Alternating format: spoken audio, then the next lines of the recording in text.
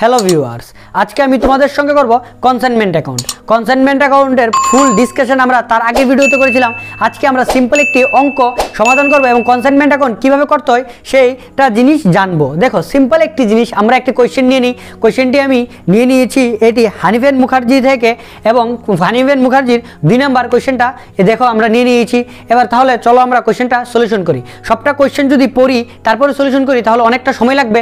আমি অল্প অল্প পরে অল্প অল্প বুঝিয়ে করার চেষ্টা করছি। আর তোমরা স্ক্রিনের উপর কোয়েশ্চেনটা দেখবে, তোমরা যদি পারো তাহলে ভিডিওটা স্টপ করো, তোমরা এন্ট্রিগুলি দিতে পারো। তাহলে আমরা পরে দেখে নিই কোয়েশ্চেনগুলি কি বলছে।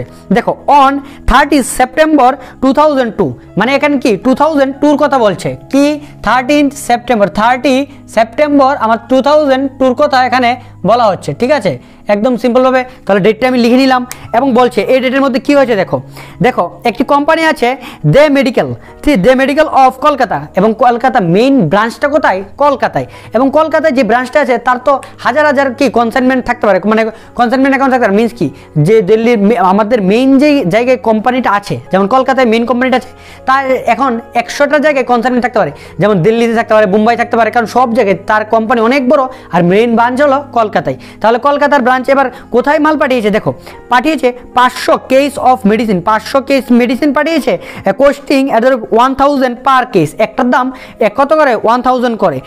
2 মেডিকেল, এবং পাঠিয়েছে কোথায়? দিল্লি। ঠিক আছে, দিল্লিতে পাঠিয়েছে কনসাইনমেন্ট বেসিসে। তাহলে আমরা কি প্রথম গুডস যখন পাঠাই তাহলে এটার একটা সিম্পল এন্ট্রি হয় গুডস সেন্ড অন কনসাইনমেন্ট। ঠিক আছে, তাহলে আমরা কি লিখবো? গুডস সেন্ড করেছে, তাহলে আমরা কি লিখবো? টু, আমাদের গুডস পাঠিয়েছে, তাহলে goods send on consignment account. আমাদের এন্ট্রি কত হবে? দেখো কতগুলি মাল পাঠিয়েছে, আমাদের টোটাল এখানে 500 কেস মাল পাঠিয়েছে, এবং প্রত্যেকটা পার পিসের দাম হলো 1000 করে। তাহলে আমাদের টোটাল দাম কত হয়ে গেল? 1000 একটা পিসের দাম। তাহলে আমাদের টোটাল কত ভ্যালু হয়ে গেছে?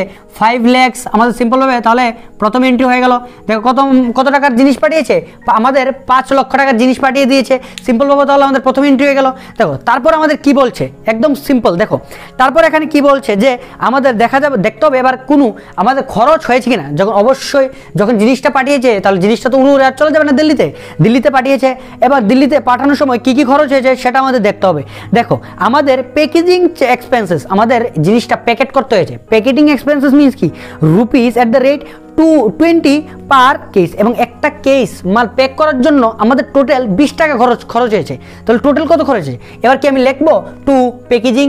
না, কারণ কি আমরা কি একটা লিমিটেড অ্যাকাউন্ট করব। লিমিটেড অ্যাকাউন্ট মানে কি? আমরা কম হিসাবের মধ্যে সবগুলি সেরে নিতে চাই। তাহলে কি, যদি আমি এখানে প্যাকেটিং খুলি তাহলে কি আমাদের প্যাকেটের আরেকটা প্যাকেটিংয়ের জন্য আমাদের আরেকটা অ্যাকাউন্ট করতে হবে। তাহলে আমরা এসব খুলবো না, আমরা ডাইরেক্ট কি যেগুলি ক্যাশে হয়েছে সেগুলি ক্যাশের মধ্যে, যেগুলি ব্যাংকে হয়েছে সেগুলি ব্যাংকের মধ্যে, আর যদি বাকিতে কোনো খরচ হয়ে থাকে তাহলে এটা আমাদের ক্রেডিটরে চলে যাবে। তাহলে এখানে কি দেখো, এখানে লিখে দিয়েছে যে পেইড ইন ক্যাশ, বাকিতে না, এটা পুরো ক্যাশে হয়ে গেছে। তাহলে কি আমরা ক্যাশ প্রথম লিখবো টু ব্যাংক অ্যাকাউন্ট বা ক্যাশ অ্যাকাউন্ট, এখানে ক্যাশ বলে দিয়েছে। তাহলে ক্যাশ অ্যাকাউন্টের মধ্যে প্রথম কি আসবে? এখানে দেখা যাক প্রথম কি দিয়ে দিয়েছে, প্যাকেটিং দিয়ে দিয়েছে। ঠিক আছে, প্যাকেজিং দিয়ে দিয়েছে। এখানে কত টাকার প্যাকিং চার্জ দিয়ে দিয়েছে, এখানে পার পিস 20 টাকা করে। টোটাল পিস কত ছিল? 500, 20 টাকা করে। তাহলে টোটাল কত হয়ে গেল? 10,000 টাকা। টোটাল ভ্যালু হয়ে গেল 10,000 টাকার প্যাকেজিং চার্জ। তারপর আর দেখা যাক কি কি খরচ দিয়েছে। তারপরে এখানে দিয়েছে ইন্স্যুরেন্স প্রিমিয়াম, এবার এটা দিয়েছে চেকের মাধ্যমে, মিনস কি ব্যাংকে চলে যাবে। তাহলে আমরা একটু নিচে লিখে নিই টু ব্যাংক বলে, টু ব্যাংক। আমাদের ব্যাংকের মধ্যে কি কি যায় দেখা যাক। তাহলে ব্যাংকের মধ্যে কি কি খরচ আছে? এখানে ব্যাংকের মধ্যে আছে ইন্স্যুরেন্স প্রিমিয়াম। তাহলে এখানে লিখে নেই ইন্স্যুরেন্স প্রিমিয়াম রুপিস কত? রুপিস দিয়েছে, ইন্স্যুরেন্স প্রিমিয়াম দিয়েছে 2000।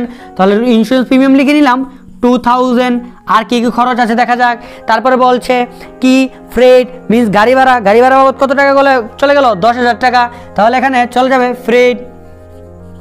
আমাদের ফ্রেটের মধ্যে গাড়ি ভাড়া কত চলে গেছে? আমাদের টোটাল ভ্যালু চলে গেছে এখানে ফ্রেটের মধ্যে বলছে, এখানে ফ্রেট টোটাল চলে গেল এখানে 10,000 টাকা।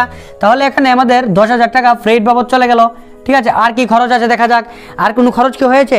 ফলে এক্সপেন্সেস দেখো, একটা আমাদের এজেন্টের যে এজেন্ট নিয়ে দেবে বা মালটা পৌঁছাবে তাকে আমাদের খরচ বাবদ কত দিতে হয়েছে? 1000। এটা এখনো ডিউ, মানে দেওয়া হয়নি মিনস কি এটা আমাদের ক্রেডিটর হয়ে যাবে।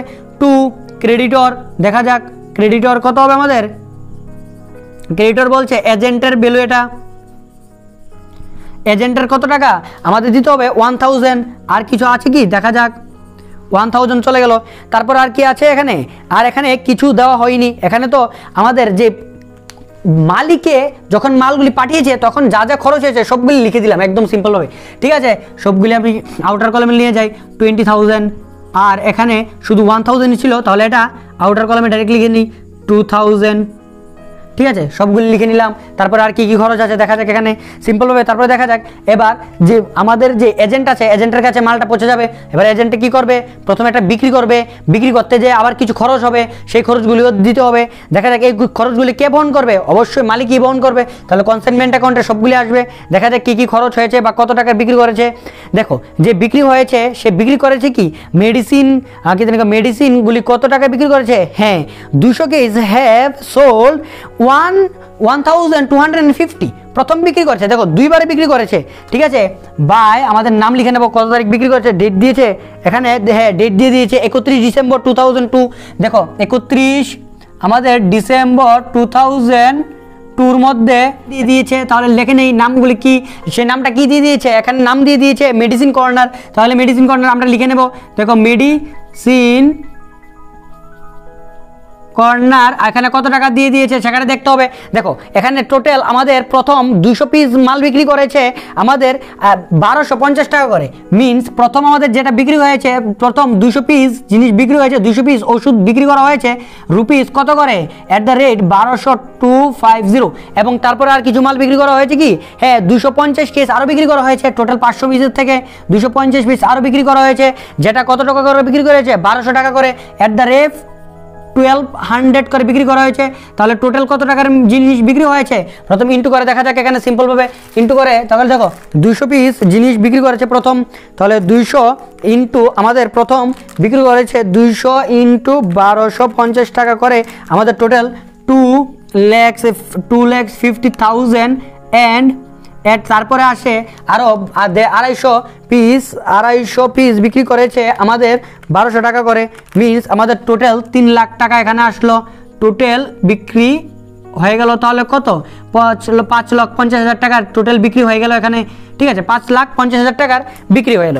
এবার দেখা যাক তারপর আর কি বলছে, কোনো খরচ হয়েছে বা কি আছে তারপর দেখা যাক। এবার দেখো এবার এখানে দিয়ে দিয়েছে যে যখন বিক্রি করেছে তখন আরও কি কি খরচ হয়েছে, রিমেনিং আনসোল্ড 50, আমাদের যে 50 বাকি আছে 50টা কি আনসোল্ড হিসাবটা আমরা পরে করছি। আগে দেখা যাক আর কোনো খরচ আছে কিনা। 50 পিস মাল বাকি রয়েছে, কীভাবে বুঝতে পারি, দেখেই বোঝা যাচ্ছে। যেখানে প্রথম কত পিস আমরা পাঠিয়েছিলাম 500 থেকে 200 পিস প্রথম 1250 টাকা করে বিক্রি হয়েছে এবং 250 পিস 1200 টাকা করে। মিনস টোটাল 450 পিস চলে গেছে, আরও 50 পিস বাকি আছে, সেটা বিক্রি হয়নি, মিন আনসোল্ড পরে আছে। পরে এটা স্টকের হিসাব আমরা পরে করছি। তারপরে দেখা যাক আর কি কি আমাদের আর কোন খরচ আছে কিনা এটার মধ্যে। দেখা যাক এখানে কি কি দিয়ে দিয়েছে, আর তাদের মেডিসিন কর্নার দেখে যাক কি কি পে করেছে এখানে। ফলোইং এক্সপেন্স প্রথম কার্টিজ দিয়েছে, মিনস কি তারাও একটা ভাড়া দিয়ে দিয়েছে, কার্টিজ দিয়েছে। তারপরে কি আনলোডিং চার্জ দিয়ে দিয়েছে, তাদের গোডাউন রেন্ট দিয়েছে।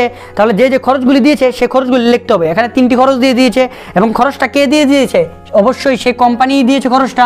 তাহলে কোম্পানির নাম লিখে লিখবো। তাহলে আমাদের কি মেডিসিন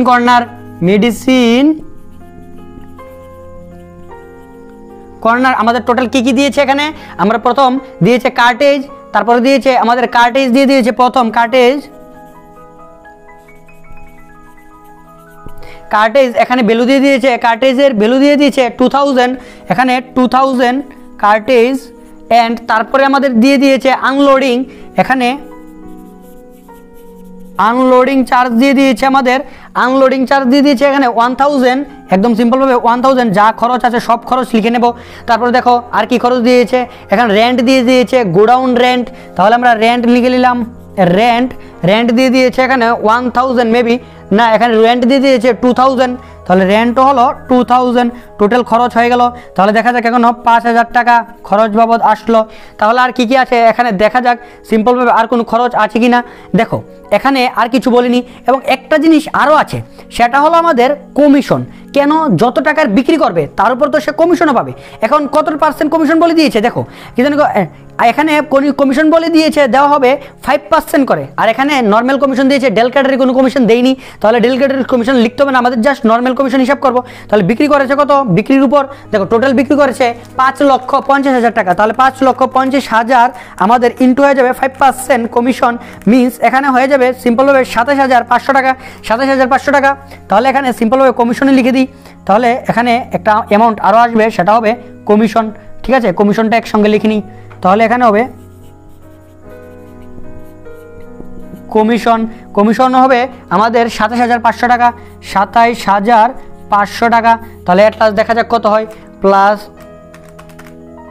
তাহলে আমাদের সিম্পলভাবে এখানে আসবে 32,000, 32,500 একদম সিম্পলভাবে। তাহলে আমাদের টোটাল খরচ বেরিয়ে গেল, কমিশনে দিয়ে দিলাম, সব কিছু হিসাব হয়ে গেছে। জাস্ট খালি আমাদের একটি হিসাব বাকি আছে, এখানে একটি আর কি হিসাব বাকি আছে দেখো, সিম্পলভাবে আমরা যখন মাল পাঠিয়েছি, মালটা কত টাকার পাঠিয়েছি, টোটাল আমরা পিস পাঠিয়েছি 500 এবং বিক্রি হয়ে গেছে 450, 50 পিস মাল বাকি আছে। এবার 50 পিস মালের দাম কত, একটা মালের দাম কত করে আমরা ধরেছিলাম 1,000 টাকা করে, 1,000 টাকা করে হবে, অবশ্যই 1,000 টাকা করে হবে না। কেন, কারণ আমার পাঠানোর সময় অনেক খরচ হয়েছে, তাহলে সেই খরচগুলি কি আমরা হিসাব করবো না? তার জন্যই আমরা যখন ইন্ট্রোডাকশন ভিডিওতে আলোচনা করেছিলাম তখন একটি এক্সট্রা জিনিস আমরা আলোচনা করেছিলাম, সেগুলি কি, আমার এক্সপেন্স দুই রকমের হতে পারে, একটা কি রেকারিং, একটা নন রেকারিং। রেকারিং মানে কি, যেটা বারবার পুনরায় হতে থাকবে, এবং নন রেকারিং যেটা আমাদের পুনরায় হবে না। তাহলে নন রেকারিং যত এক্সপেন্স আছে সবগুলি দামের মধ্যে হিসাব করতে হবে আমার, না হলে টোটাল ভ্যালু আসবে না। তাহলে আমাদের নন রেকারিং, তাহলে দেখা যাক আমাদের টোটাল ভ্যালু এখানে কত ছিল, টোটাল আমরা কত পিস মাল পাঠিয়েছিলাম, টোটাল পাঠিয়েছিলাম এখানে 5 লক্ষ টাকার। ঠিক আছে, আমরা প্রথম আগে সিম্পলভাবে এখানে ক্যালকুলেশনটা দেখে নিই, তারপর এক্সামে কীভাবে দেবো সেটাও আমরা জেনে নেব। প্রথম আমরা 5 লক্ষ টাকার মাল এখানে পাঠিয়েছিলাম, ঠিক আছে, 5 লক্ষ টাকার জিনিস পাঠিয়েছিলাম। তারপরে মালিক কর্তৃক খরচ সবগুলি নন রেকারিং, তাহলে মালিক কর্তৃক খরচ কত খরচ হয়েছিল সবগুলি অ্যাড করে দেবো। দেখো এতটুকু অবধি মালিকই সবগুলি খরচ করেছিল, মিনস 5,000 টাকা, কারণ এখানে আমাদের 20,000, এখানে 2,000 আর এখানে 1,000, টোটাল 23,000 টাকা। সরি, এখানে 23,000 টাকা হবে, তাহলে মালিক আরও 23,000 টাকা এখানে খরচ করেছে, তাহলে 23,000 টাকা অ্যাড হয়ে যাবে এই যত টাকার জিনিস ছিল। ঠিক আছে, এবার তারপরে দেখো এবার আমরা কি করব, যেই আমার যার কাছে পাঠিয়েছিলাম সে কত টাকার খরচ করেছে। দেখো কার্টেজ গাড়ি ভাড়া বাবদ সে একবার দেবে গাড়ি ভাড়া, তাহলে গাড়ি ভাড়া অ্যাড হবে, কারণ এটা নন রেকারিং সবগুলি আসবে। কেন, এবার আমি সেটা আমি পরে আলোচনা করছি। দেখো 2,000 টাকা প্রথম আসবে এখানে, আর কি নন রেকারিং আছে এখানে দেখা যাক। দেখো এখানে কি আনলোডিং সে একবার করবে। কেন, আনলোডিং খালি গাড়ি যখন মালটা পাঠিয়েছে তখন ধরো না যেই জায়গায় পাঠিয়েছে সেই জায়গায় একটু দূরে, তাহলে রিক্সাতে তার গোডাউনে নিতে হবে, তাহলে গোডাউনের জন্য অবশ্যই তার কি করতে হবে, কার্টেজ মানে একটা রিক্সা ভাড়া করতে হবে, তাহলে কার্টেজ দিতে হবে, তাহলে কার্টেজ আসবে। এটা নন রেকারিং কেন, কারণ একবারই খরচটা করবে। আনলোডিং তাহলে কি মালগুলি একবারই নামিয়ে রাখবে, বারবার তারা রাখবে না, তাহলে 1,000 টাকা, এটা হলো নন রেকারিং, তাহলে এটাও অ্যাড হবে। এবং তারপরে কি আছে, রেন্ট অবশ্যই আসবে না। কেন, যদি আমার এই বছর মালটা বিক্রি না হয় পরের বছর অবশ্যই আমার বিক্রি করতে হবে, তাহলে জন্য আবার রেন্ট দিতে হবে, এটা বারবার হতে পাবে। কমিশন তো কোনো আমাদের এক্সপেন্স, কিন্তু এটা নন রেকারিং না, তাহলে এগুলি আসবে না। তাহলে আমাদের টোটাল কত হয়ে যায় দেখা যাক, 000, এখানে হয়ে যাবে আমাদের 56, আর এখানে হবে 5,26,000 আমার টোটাল খরচ হয়ে গেল। ঠিক আছে, এবং এই মালটা যে পাঠিয়েছি এখানে কত টাকার মাল পাঠিয়েছিলাম, টোটাল আমরা পাঠিয়েছিলাম 500 টাকার মাল পাঠিয়েছিলাম, 500 পিস মাল পাঠিয়েছিলাম। 500 পিস মালের দাম আমার কত পড়েছে, 5,26,000 টাকা। তাহলে একটা পিস মালের দাম কত, তাহলে আমরা কি 500 দিয়ে ডিভাইড করে দেবো, 500 দিয়ে ডিভাইড করে দিলে কি আমার এক পিস মালের দাম বেরিয়ে যাবে, একদম সিম্পল। দেখো টোটাল কত টাকার মাল পাঠিয়েছি, সব নন রেকারিং এক্সপেন্স যতগুলি আছে সবগুলি অ্যাড করবো। কত মাল পাঠিয়েছিলাম আমরা, 500 মাল পাঠিয়েছিলাম, তাহলে 500 দিয়ে ডিভাইড করে দেবো, তাহলে 500 দিয়ে ডিভাইড করে দিলে দেখা যাক কত হয়, 5,26,000 ডিভাইডেড বাই 5,26,000 ডিভাইডেড বাই এখানে হয়ে যাবে 500। তাহলে আমাদের এক পিস মালের দাম কত বললো, 1,052 টাকা করে, এক পিস মালের দাম 1,052 টাকা করে পড়লো। এবং আমার কত আনসোল্ড কত ছিল, স্টক বের করছি আমরা। ঠিক আছে, স্টক বের করছি, স্টক কতটুকু ছিল আমাদের, সিম্পলভাবে এখানে স্টক ছিল আমাদের এখানে 50 পিস মাল ছিল। ঠিক আছে, তাহলে 50 পিস মাল লিখে নেবো, ইন্টু 50 করে দেবো, 50 দিয়ে গুণ করে 50 পিস মালের দাম বেরিয়ে যাবে। তাহলে 50 দিয়ে এখানে গুণ করলে এখানে 52,600 টাকা বেরোচ্ছে, 50 দিয়ে গুণ করে দিলাম, কেন আমাদের 50 পিস মাল পরে ছিল, তাহলে কত বেরোচ্ছে, 52,600 টাকা বেরোচ্ছে। তাহলে এটা কি আমাদের স্টক বেরিয়ে গেল। স্টক এটা কোথায় আছে, স্টক অন কনসাইনমেন্ট। ঠিক আছে, কনসাইনমেন্ট কত টাকার, 52,600 600 টাকার মাল পরে আছে, তাহলে আমাদের সবটা হিসাব পুরো কমপ্লিট হয়ে গেছে। দেখো এখানে লাস্ট একটা হিসাব আছে, এখানে বলে দিয়েছে 4 লক্ষ টাকা পাঠিয়েছে, 4 লক্ষ টাকা পাঠিয়েছে, এটার হিসাব এখানে আসবে না, এটা কোথায় চলে যাবে? এটা সিম্পলভাবে আমাদের মেডিসিন বা আমাদের যে যার হিসাবটা করছে, যেখানে পাঠিয়েছিলাম মেডিসিন কর্নার, তার অ্যাকাউন্টে আসবে, এখানে আসবে না। এটা 4 লক্ষ টাকার হিসাব। দেখো একদম সিম্পলভাবে পুরোটা অঙ্ক আমরা আবার ডিসকাস করছি কি কি হয়েছে অঙ্কটার মধ্যে। দেখো প্রথম আমরা একটা ওষুধের কোম্পানি আছে কলকাতায়, কলকাতা থেকে এটা কোথায় পাঠানো হয়েছে? এখানে দিল্লিতে পাঠিয়েছে। এবার তাহলে কনসাইনমেন্ট কার করছি? দিল্লি কোম্পানির কনসাইনমেন্ট করছি। কত টাকা? Good send to consignment.